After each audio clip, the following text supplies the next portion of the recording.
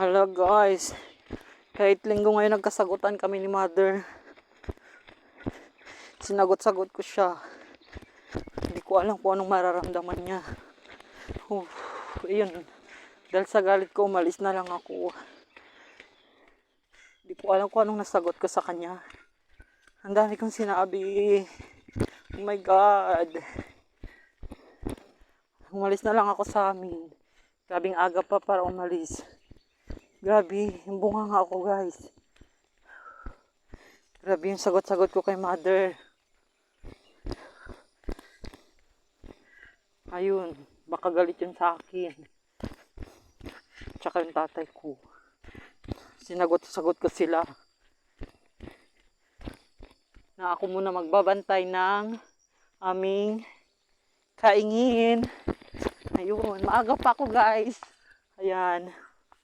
Bantay ako ng aming kaingin. So hindi nyo nakikita ba lamang. Malayo pa kasi. Ayun pa, may kunti pa. Ayan yun ang aming basakyan.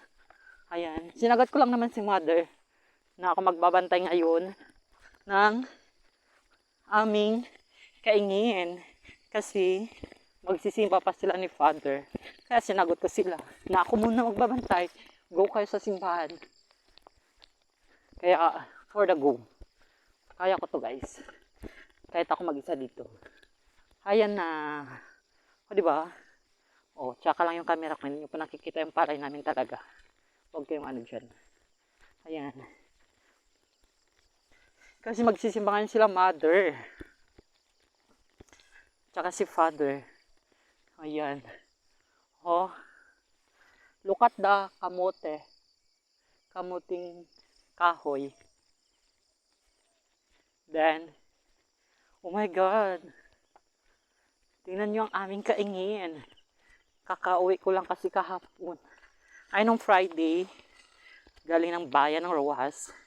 Ayan yung palay namin guys. Oh my God. Oh, ang dami ng bunga. Ang ganda. Oh. Ayan.